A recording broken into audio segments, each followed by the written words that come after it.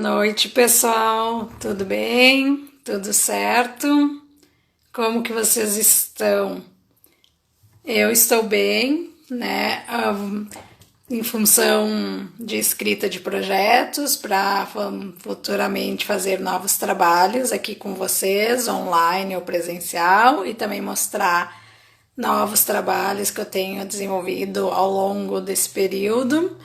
E hoje vamos fazer mais uma live com a Mayra Cordeiro, que tem experiência em audiodescrição, também tem baixa visão. Ela vai contar um pouquinho para vocês de toda a história e sempre continuando com o nosso objetivo de contribuir com informações e disseminar o preconceito, tirar o preconceito, tirar também a ignorância, que muitas vezes o que as pessoas têm não é preconceito, desculpa, mas é falta de informação sobre o assunto, né?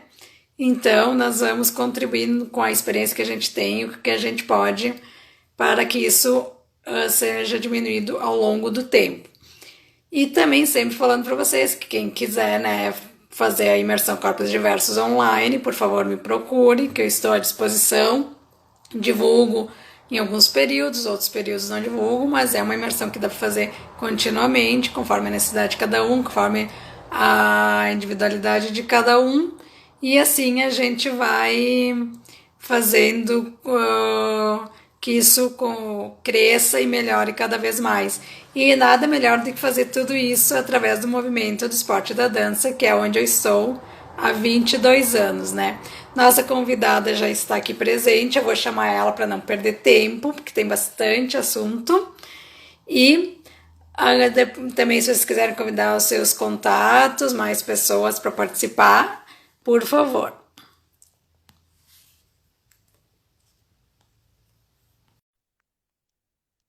Também façam suas perguntas, né, dúvidas.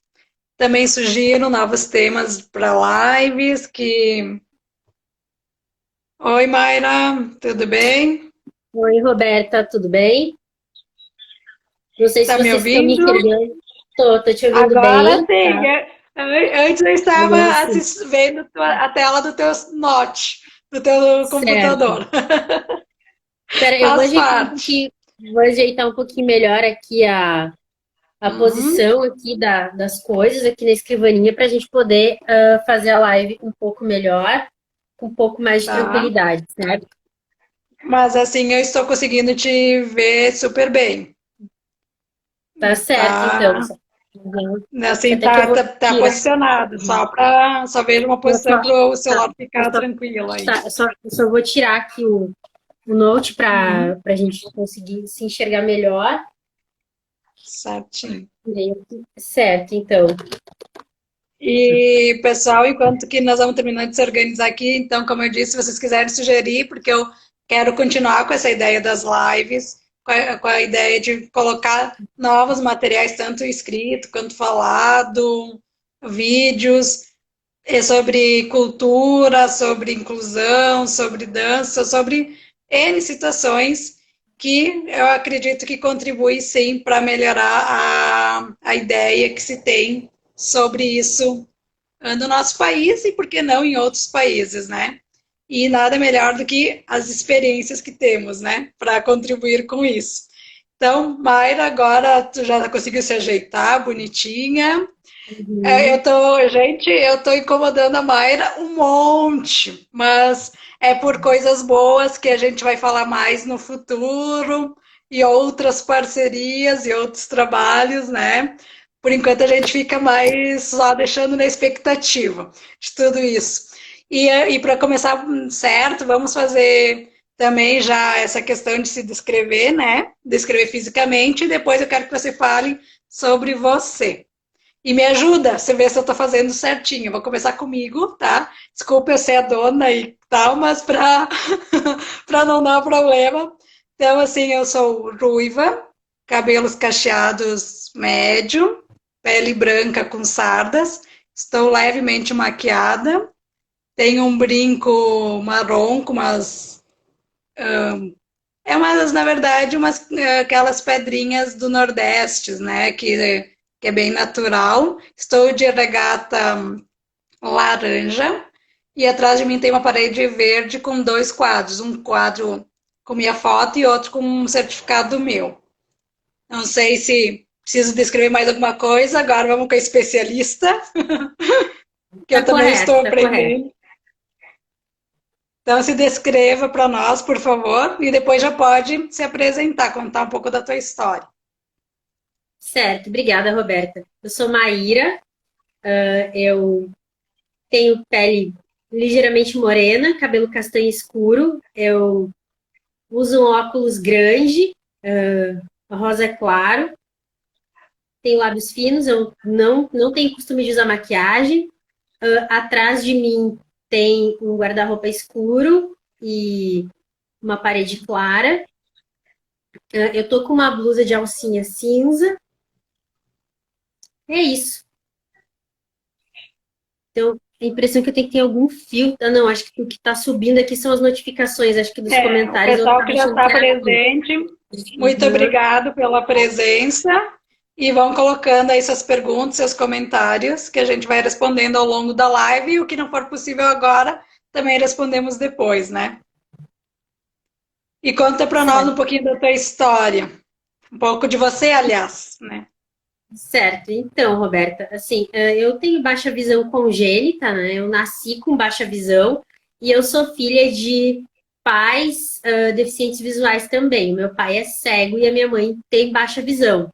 Hoje ela já está com uma cegueira funcional, mas durante boa parte da minha vida, a minha mãe teve uma baixa visão com um grau de visão mantido bem razoável, né? Que é o meu caso agora, né? Então, ela tinha um grau de visão mantido bem razoável, mas ela tinha baixa visão, né? O grau de visão mantido que a gente chama é aquele resíduo visual, antigamente se chamava de resíduo visual, que é aquela visão que a pessoa ainda tem, né, e que é aproveitável. Sim. Então, eu estudei a maior parte da minha vida escolar em escola regular e sem adaptação, porque na minha época, as únicas adaptações que existiam na maioria das escolas regulares, naquelas onde existiam alguma adaptação, eram para pessoas cegas totais, né? Era o braille, eram os livros táteis, essas coisas. Não tinha muito a noção de baixa visão. Entre os deficientes visuais já existia muito forte a noção de braille, mas não existia muito a noção de ampliação, não existia muito a noção de necessidade de ampliação e de outras adaptações. Sim. Então, eu cheguei a estudar 2 anos, né, na pré-escola e na primeira série, quando eu era pequenininha ainda, no Instituto Santa Luzia de Porto Alegre. Para quem não sabe, eu morei a maior parte da minha infância em Gravataí, Porto Alegre, né?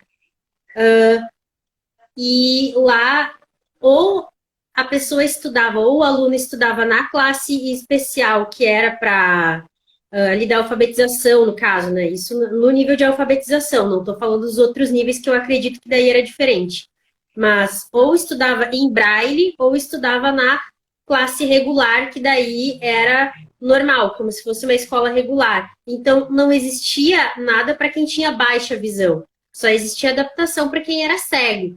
Então, como eu tinha baixa visão e não estava num patamar de baixa visão tão baixo a ponto de precisar do braille, porque sim, existem alguns casos de baixa visão onde a pessoa vai precisar do braille, eu acabava não me adaptando, assim, com nada do que estava ali.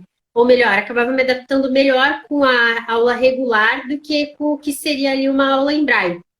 Então, eu acabei voltando para a escola pública, e daí na escola pública eu acabava contando só com a boa vontade dos professores, né? O bom é que, na minha época, os professores eles já tinham boa vontade. Na época da minha mãe, que também tinha baixa visão, não era bem assim. O aluno que tinha alguma deficiência tinha que brigar para ficar na escola, né? É bem Então, diferente a época, né? Quantos anos você tem é, mesmo? eu tô com 32. Ah, não, não é muito diferente de mim, mas eu tive não tive dificuldade de estar na escola, mas também tive que contar com essa boa vontade, como você contou também, né? Pois é. A minha mãe hoje, ela tá com... Apesar de ser questões diferentes, né?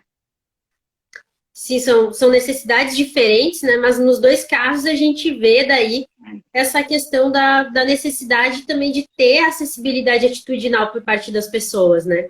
Sim. E daí a minha mãe, ela tem 66 anos hoje, e ela conta assim, que tinha que brigar para ficar na escola. Na minha época já não era Sim. assim. Os professores, eles não sabiam o que fazer, mas eles já tentavam fazer alguma coisa. Digamos assim, se eu chegava e falava para o professor: olha, professor, eu preciso sentar mais perto do quadro. Eu preciso que um colega com boa vontade sente do meu lado para ditar para mim o que está no quadro. O professor já entendia, né? E aí, quando eu estava lá pela sétima série, eu ganhei um brinquedinho que eu deixei aqui para mostrar para vocês, né? Que chama telescópio. Eu chamava de telelupa, né? Esse aqui é o que eu gosto mais de usar, que eu acho que seria mais adequado para sala de aula, porque ele é o de clipe e ele dá para encaixar no óculos assim, ó.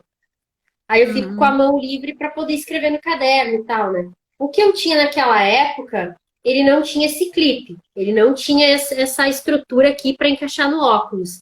Então eu tinha que segurar ele e escrever, assim, segura e escreve, segura e escreve. Daí eu fazia esse movimento a aula toda, mas ele já me ajudou Sim. bastante naquela época, porque eu já parei de precisar da ajuda dos colegas para ler do quadro.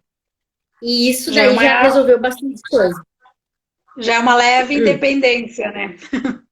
Uma leve independência. E eu sempre fui aquela aluninha, assim, bem nerdzinha, sabe? Eu era bem CDFzinha, eu era estudiosinha, gostava e tal, então... Mas eu tinha meio ali uma dificuldade para me socializar. Eu não era a pessoa que mais tinha amigos no mundo, tá? Sim. Então, Pela assim, questão da deficiência ou pela questão tua mesmo?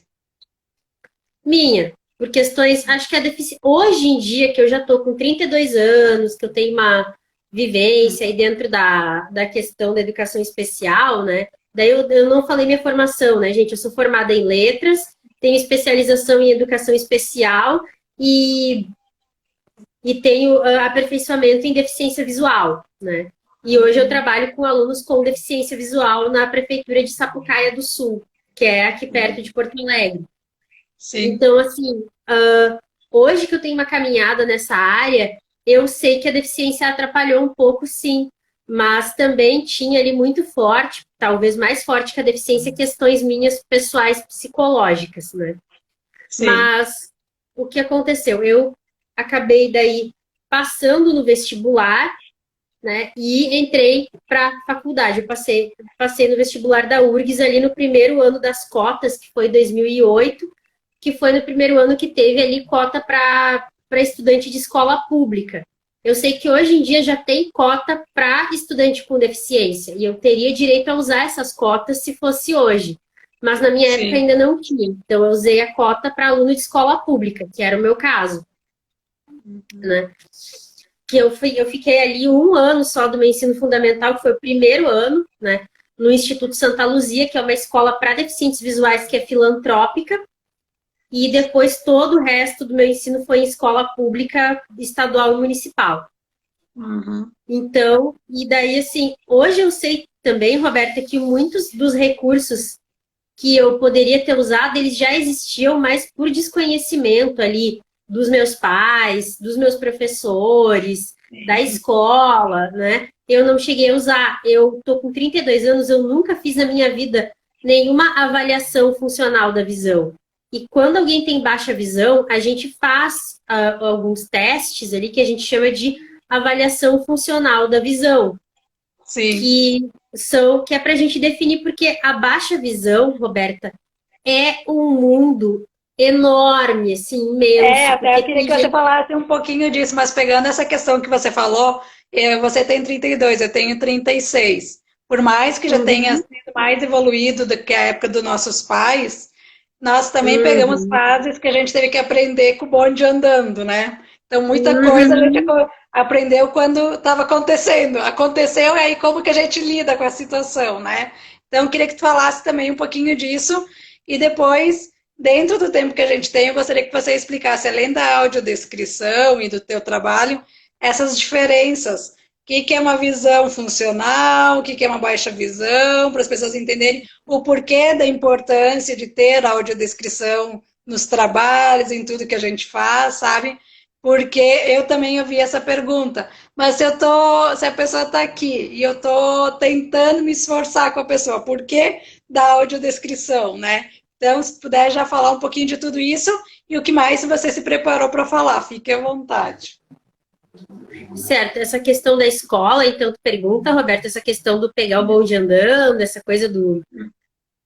É, Não, então, assim, a gente muitas vezes acaba desprendendo muito tempo para fazer coisas, talvez tu te identifique com isso também, que para os outros é mais fácil, né? sim, Então, assim, a gente perde muito tempo, no meu caso, lendo, eu perdia muito tempo copiando do quadro, porque aquele movimento ali que eu demonstrei com o telescópio, ele faz a gente perder tempo. Também, assim, a minha memória de trabalho, né, a minha memória de curto prazo, ela não é muito boa. Eu sou muito boa de memória de longo prazo, talvez por isso eu sim, tenha ido para humanas e tal, mas então eu tinha que fazer muitas vezes esse movimento aqui para poder copiar e tudo.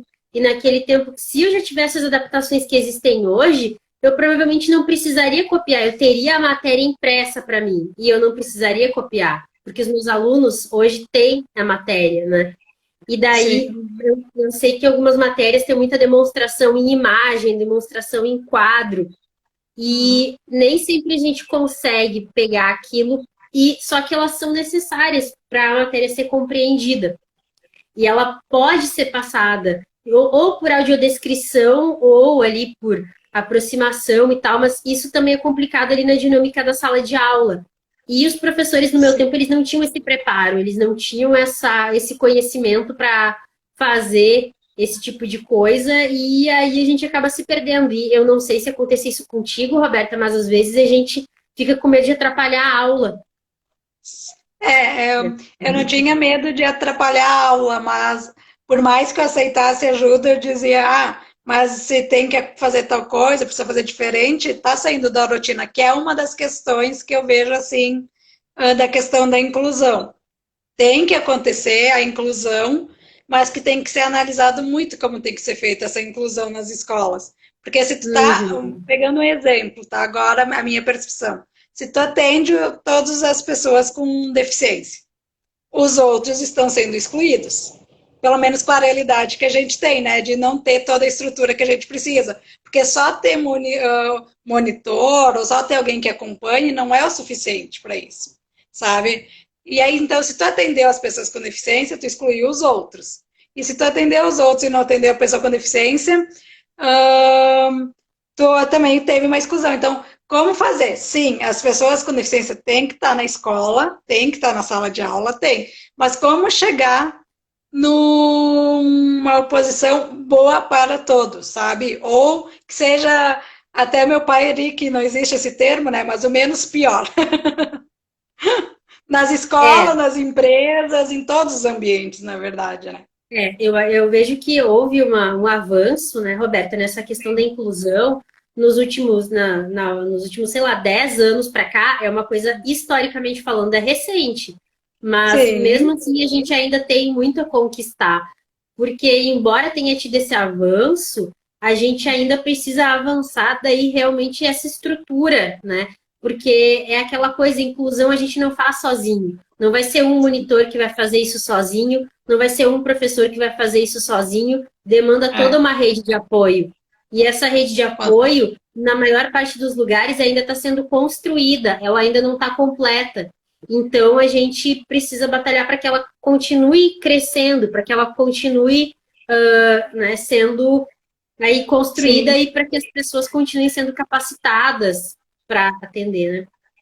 E eu acredito também, só para complementar dentro disso que eu penso, que não só, sim, a responsabilidade da escola, das professoras, professores, diretor, monitor, tudo, mas os alunos, que se eles forem preparados ou se eles forem ensinados que uma pessoa diferente na sala, até porque não existe padrão numa sala, em nenhum lugar não existe. Ainda bem que a gente está começando a tirar essa questão do que é o normal e do que é um padrão, porque não existe padrão em lugar nenhum. Que eles ajudando, eles também vão estar ajudando para a inclusão e eles também vão estar fazendo um movimento para que seja mais fácil dentro daquele ambiente, né? Exatamente. Bom, então, sobre a questão da importância da audiodescrição, né? Uhum. A importância da audiodescrição, ela é realmente a de acesso a conteúdo visual, né? A gente sabe que a nossa sociedade, ela é muito focada no sentido da visão. Boa parte das informações que chegam para a gente, elas são através da visão, né? Seja de ambiente, seja eu, assim, eu gosto muito, a minha segunda especialização foi em tecnologia, né? Então eu gosto muito de Sim. tecnologia, apesar de ter rateado bastante agora no início com o Instagram, né? Por que será, né, que eu que sou deficiente visual não sou muito boa com o Instagram, embora eu goste bastante lá do Facebook e do Twitter, né? Por que Uhum. será? Mas do WhatsApp. Mas E ainda enfim, é recebe que, convite para estar aqui, né? A gente não quer sair da zona de conforto. né? Então, assim, na verdade, é a de acesso ao conteúdo visual. Ela é fundamental para que o deficiente visual tenha acesso a várias coisas. Assim, eu sou, claro, além de audiodescritora, sou consumidora de audiodescrição, porque tradicionalmente o audiodescritor também é consumidor de audiodescrição, e eu já fui a peças de teatro, filmes com audiodescrição, e realmente é um conteúdo que não tem como a pessoa com deficiência visual ter acesso se não tiver aquela descrição da imagem, porque a imagem está falando muito mais do que o som em muitos casos. Por exemplo, imagina aquele filme do Náufrago. Eu acho que é um filme que a maioria das pessoas aqui já viu. E quando ele fala com o Wilson, se alguém que não enxerga vê o filme, eles vão ficar se perguntando por que o Wilson nunca responde para ele, Uhum. se não tiver uma audiodescrição que diga que o Wilson era uma bola, Uhum. né? Então, Com isso é certeza. só, então é só um exemplo, né?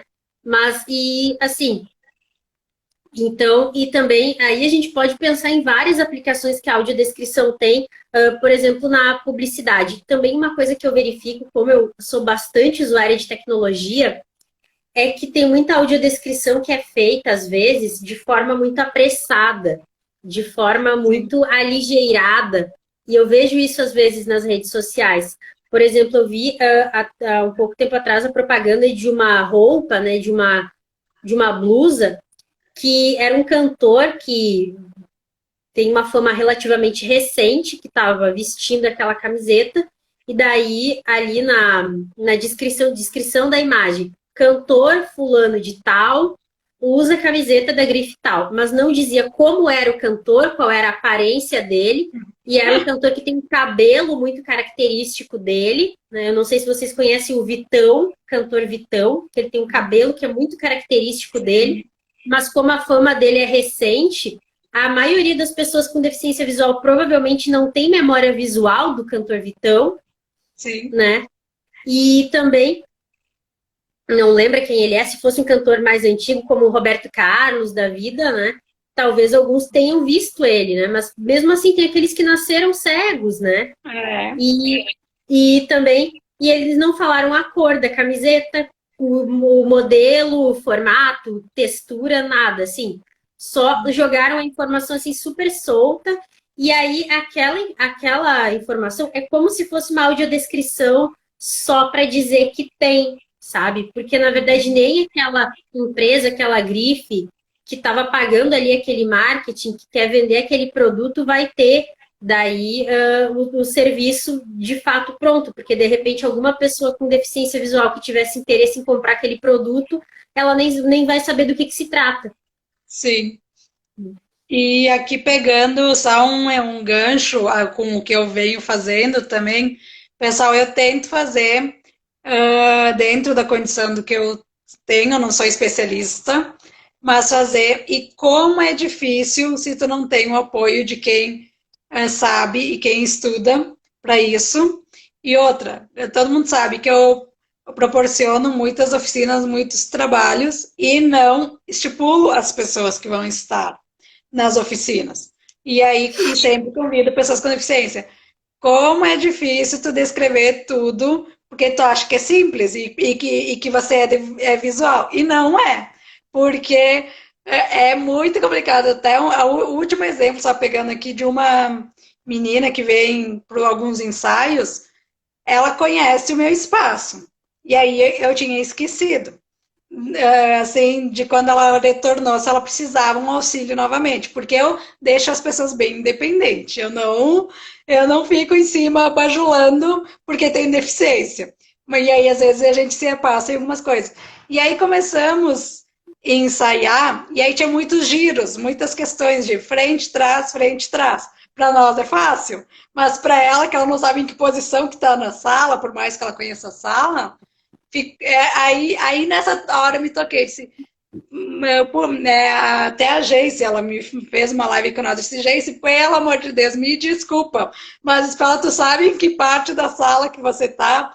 E aí eu acho que se você souber onde você está, você vai saber o que é frente e trás desse movimento, né? E aí não precisa a gente ficar te tocando ou te girando, porque ela não precisa, porque ela tem essa independência, né? Então, é uma falha, porque a gente acha que é super simples, mas não é. Uhum. Pode Pois é. continuar. Por isso que eu Não, quero falar da importância de a gente ter esses profissionais ou de ter essas tecnologias, né, nos ambientes. pois é, e é uma coisa que pra gente, mesmo pra gente que estuda e tal, pra gente não é fácil, sabe, se colocar no lugar do outro. A gente faz isso e a gente, enfim, aprendeu a fazer isso, mas não foi fácil a gente chegar lá e a gente Sim, aprender e tal. Isso tudo foi experiência, experiência que a gente foi adquirindo, e né? faz parte desse aprendizado, né, mas tem que estar disposto para isso. Tem que estar disposto. E assim, e é diferente a experiência de quem é cego e de quem tem baixa visão. E é diferente a experiência entre as pessoas com baixa visão e é diferente a experiência entre as pessoas que são cegas. Porque muitas vezes as pessoas pensam que todo mundo que é cego é igual, que não enxerga nada. Mas tem cego que tem percepção de luz, tem cego que tem percepção de luz e de movimento, né? Que percepção de luz é aquele, eu só enxergo claridade, né? Tem alguns que são Sim, assim, né? Daí tem baixa visão, que tem visão de tubo e não tem visão periférica, é um problema que eu tenho. Eu tenho muito pouca visão periférica. A minha visão para frente, assim, ela é melhor, né? A minha mãe, por exemplo, que tinha baixa visão, ela tinha mais visão periférica do que eu, mas ela tinha menos visão de distância, né? Ela enxergava menos longe do que eu, né? Por outro lado, tem gente que tem problema na visão central, e daí ela vai ter problemas ali para escrever, para fazer alguma coisa ali que seja mais minuciosa, né? Então, assim, existem muitas vivências diferentes e a gente precisa levar em consideração cada uma delas. Quando a gente está lidando ali com uma pessoa com deficiência, e isso é acho que talvez um dos maiores desafios da inclusão, Roberta, é levar em consideração o indivíduo, porque muitas sim. vezes a gente está acostumado a lidar com as pessoas como uma massa homogênea, e não é assim, e não tem como ser assim, Não, por isso que eu falei porque do padrão, né, que ninguém é igual a ninguém. exatamente. E, o- e, Uhum. o- e a outra pergunta que eu tive no final do ano passado, que quando eu vou dar minhas palestras, coisas e tal, como trato a pessoa, né?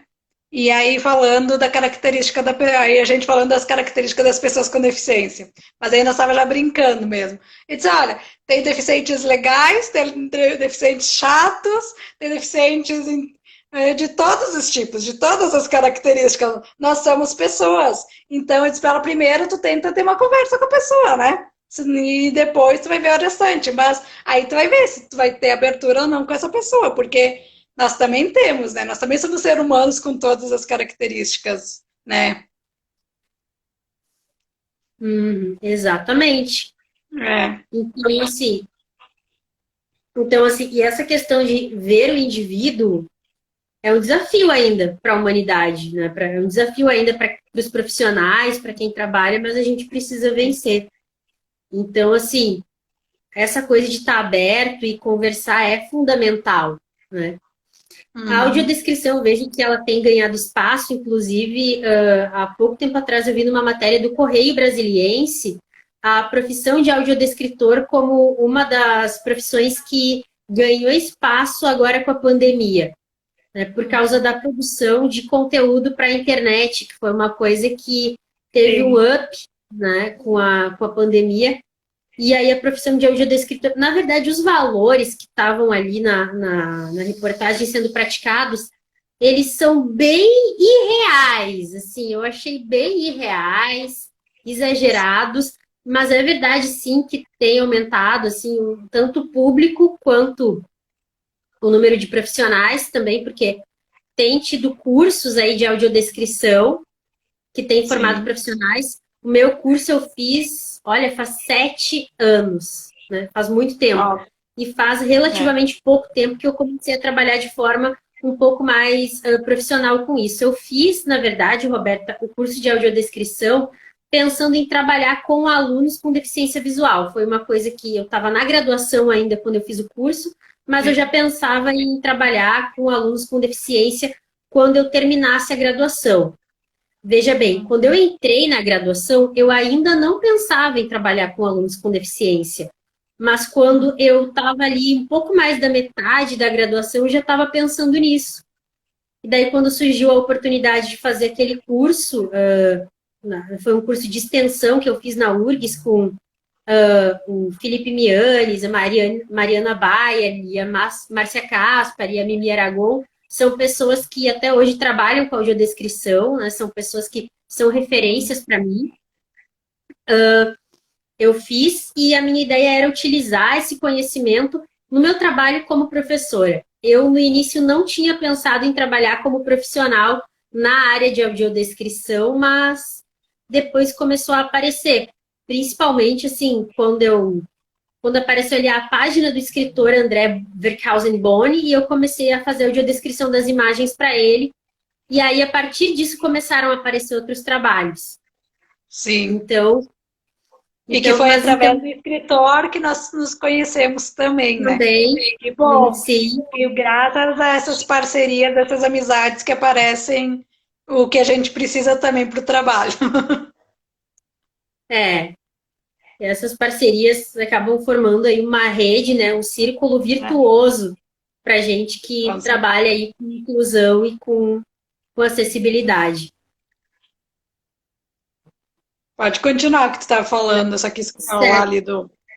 Certo. Então, assim, a audiodescrição ela pode ser utilizada, como eu já falei, em peça de teatro, filme, eventos, como exposições, seja de escultura, seja de quadros, né?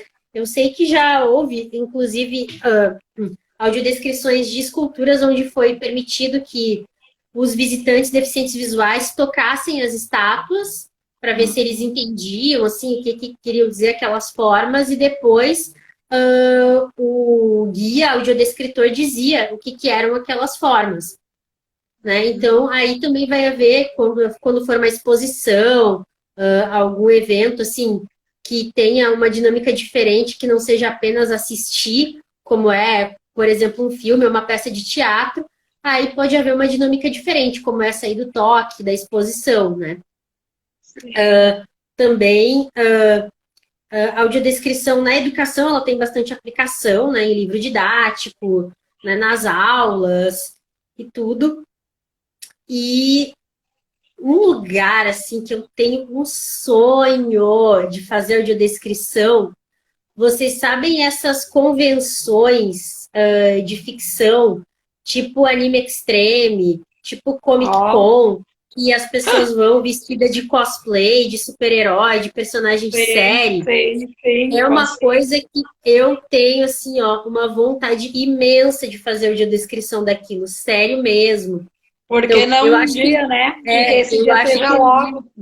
eu acho que um dia vai ter. Eu espero que seja logo, espero que a audiodescritora seja eu, porque eu vou Sim, adorar. Eu já, então assim, Deixa eu ver onde mais que eu já vi audiodescrição, para vocês terem uma noção. Eu já vi também num passeio turístico que tem no ônibus aqui de Porto Alegre, que daí fizeram audiodescrição dos locais pelos quais a gente passava, fizeram Sim, audiodescrição de todos os lugares.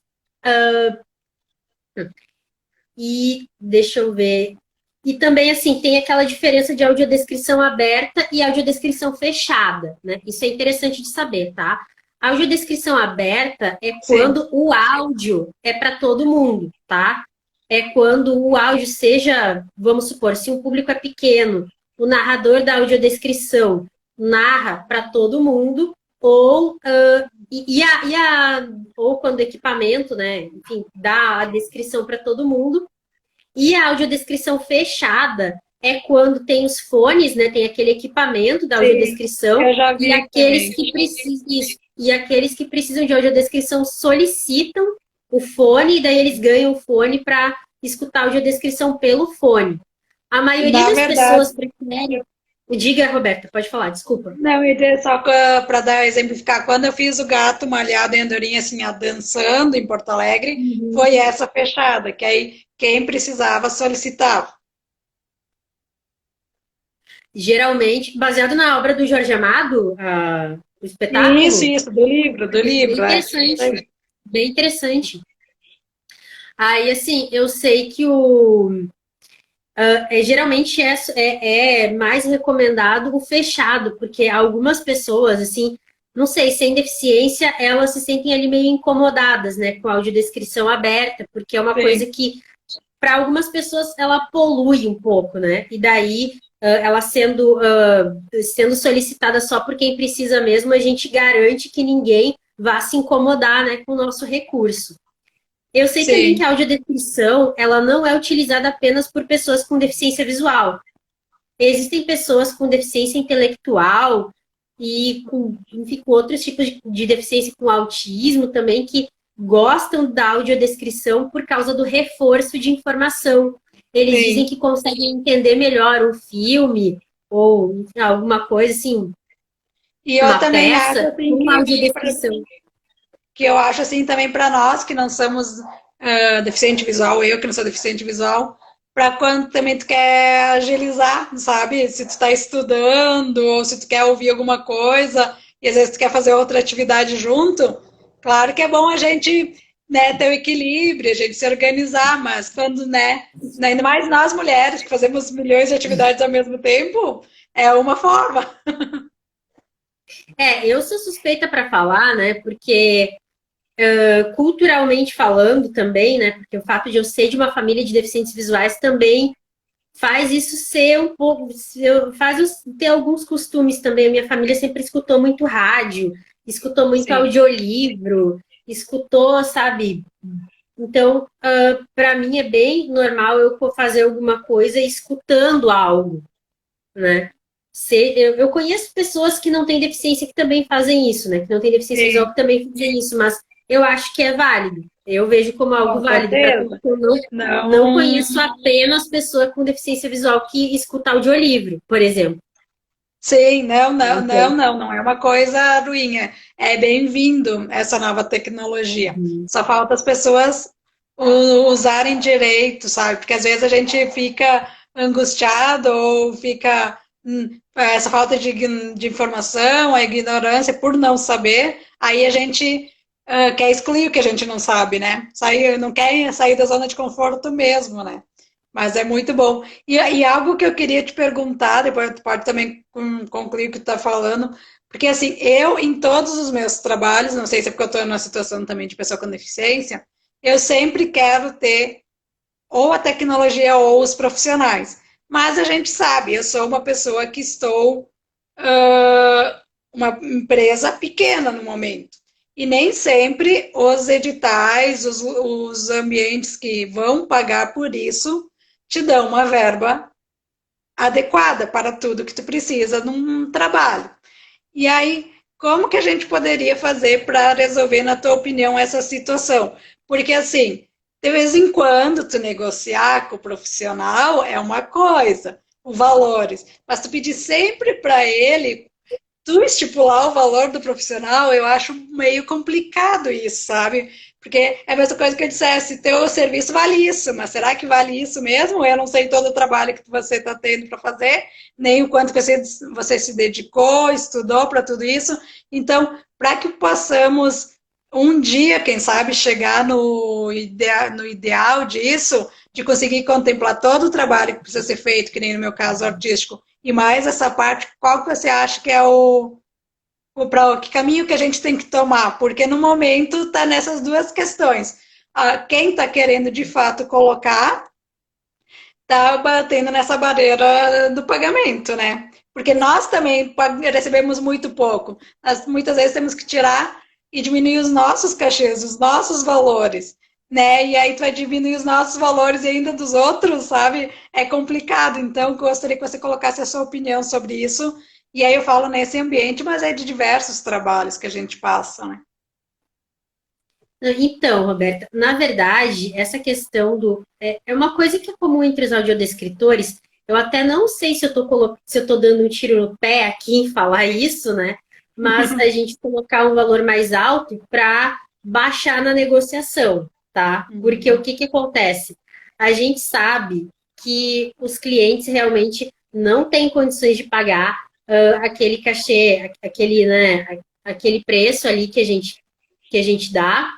Então, o que que acontece? Muitas vezes, o nosso pagamento é o seguinte: a gente gostou tanto do trabalho de audiodescrição e a gente gostou tanto de poder proporcionar esse recurso para esse público que a gente nunca mais vai querer fazer um outro trabalho sem acessibilidade. Muitas Sim. vezes acaba sendo esse o nosso pagamento. Mas, assim, o que que acontece? Por enquanto, a gente está vivendo também um momento no país que está complicado, né? Sim. Então, vai ser realmente esse caminho da negociação, sabe? De conversar com o profissional, de ver até onde que ele é capaz de ir, né? Claro, eu sei também que cada profissional vai ter aí as suas, enfim, os seus limites, né? Mas é Sim. essa questão, assim, os profissionais, eles também vão ter, grande parte deles, pelo menos, essa flexibilidade. Porque Sim. se a gente se manter muito duro, se a gente colocar um preço lá em cima e manter aquilo, a gente não vai conseguir daí ter clientes para a gente conseguir trabalhar. Então, porque a Sim. gente sabe que é assim, e isso que tu está me falando não é novidade para nenhum audiodescritor, porque a gente está acompanhando essa realidade. A gente está Sim. vendo o que está acontecendo e a gente está trabalhando com isso bem de perto. Então, E é a assim, realidade de várias profissões, né? é a realidade de E eu acho muito interessante essa questão de negociação, mas eu também não acho interessante sempre acontecer isso, porque tem que ser valorizada a pessoa que está do outro lado, sabe? A pessoa que está fazendo o trabalho. E não só na audiodescrição, mas todos os profissionais, porque com quem eu trabalho são pessoas, além de parceiras e com qualidade, são meus amigos, óbvio. Mas eu também quero valorizar ele como profissional, né? Porque eu também enxergo o outro lado. correto. Então, assim, e eu entendo, né? Mas por enquanto, né, eu entendo que também a gente sempre vai, por enquanto, pelo menos, a gente vai bater no teto dessa questão do financiamento, Sim, porque a cultura, ela precisa ser financiada, e a gente vê também que existem interesses, né? Existe sim, interesse que as pessoas não tenham cultura, existe interesse de que as pessoas se voltem contra aqueles que produzem e querem disseminar cultura, né? E isso é bem complicado.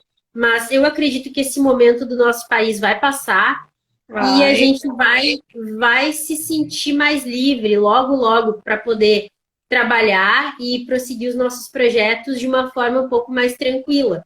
Então, eu Sim, acho que as nossas negociações ou os nossos preços e tal, eles vão ficar logo, logo. Eu acredito que vai ficar mais tranquilo. Por enquanto, a gente vai ter que viver nessa situação. Não é o ideal, mas a gente vai ter que sobreviver nessa situação, por sim. enquanto.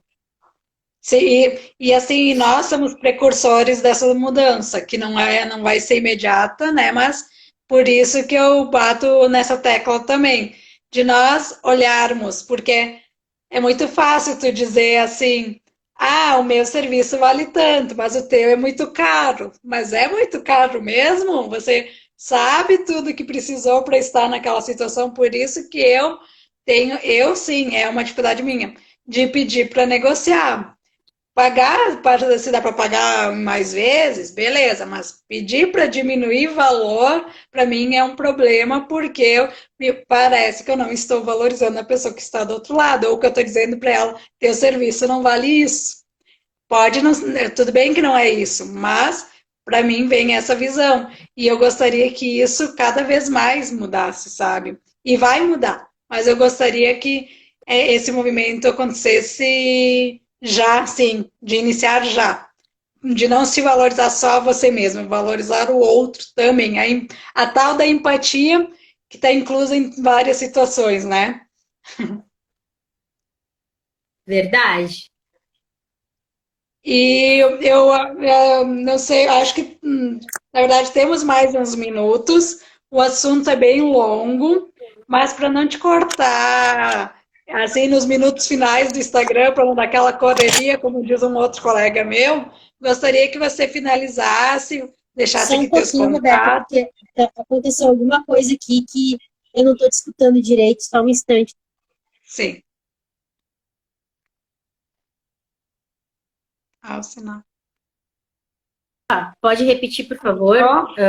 Sim, Pronto. como eu disse, eu acredito que nós estamos nos últimos minutos do Instagram e como eu não gosto de que fique na correria, que tu Uhum.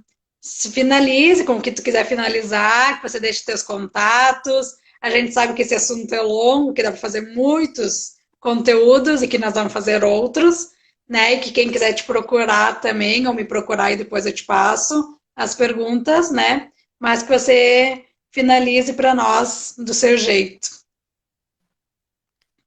Então, gente, assim, eu queria finalizar pedindo para que assim, como é muito pequenininho aqui, eu não consigo ler o que o pessoal está comentando, né? Que pena, mas eu gostaria que o pessoal, assim, compreendesse a importância da audiodescrição, né?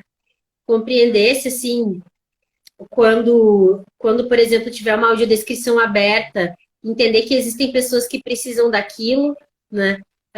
Quando tiver ali a descrição da imagem de alguma coisa, entender que aquilo é importante para quem não está não tá enxergando, porque muitas vezes vocês podem se perguntar por que tem a descrição da imagem na rede social se o cego não vai ler? Bom, os cegos leem, eles utilizam as redes sociais geralmente com programas de leitura de tela. E aí o leitor Sim, de tela lê em voz alta para o cego aquilo que está escrito. Né? E nem todos os programas ali conseguem ler o que está na imagem, né? Alguns tem uns programas ali que conseguem, mas aí tendo a descrição da imagem por escrito fica muito mais fácil, muito mais rápido. Então, uhum, o cego vai saber, né? O deficiente visual vai saber o que está ali, e isso vai facilitar a compreensão de tudo. Tem até páginas no Facebook, tipo memes acessíveis, que o pessoal pega os memes ali, audiodescritores ali, voluntários mesmo, e fazem a descrição, e o pessoal daí compartilha com a audiodescrição para dar risada, sabe? Porque isso também é acessibilidade. Se a gente com pode entrar no certeza. Facebook, olhar uma coisa engraçada e rir, todo mundo tem que Hum, poder. Então, assim, para que o pessoal entender quando esse tipo de coisa acontece, saber para que serve, né? uhum. E entender, assim, ter essa acessibilidade atitudinal sempre, né? Agradeço a participação de todos. Aí o meu contato fica, né? Tá, Maíra Cordeiro no Facebook, maíra.óculos@gmail.com, né? Meu e-mail. E na maioria das redes, assim, eu tô como Maíra Óculos, né? Então, Uhum. pode me procurar, tá? Obrigada, gente. E só assim, algo em cima disso que eu gostaria de comentar, porque assim, pessoal, muitas deficiências são congênitas, né? Mas outras são adquiridas, né? Ninguém quer ninguém na situação, mas só de se pensar, né? E aí de se colocar no lugar do outro, porque às vezes, né, a gente tá na situação, às vezes não, na maioria das vezes a gente não tá porque a gente quer. é porque precisou estar na situação. Então, se colocar um pouquinho no lugar do outro, né? E quero agradecer muito a tua participação, foi muito importante tudo que você falou.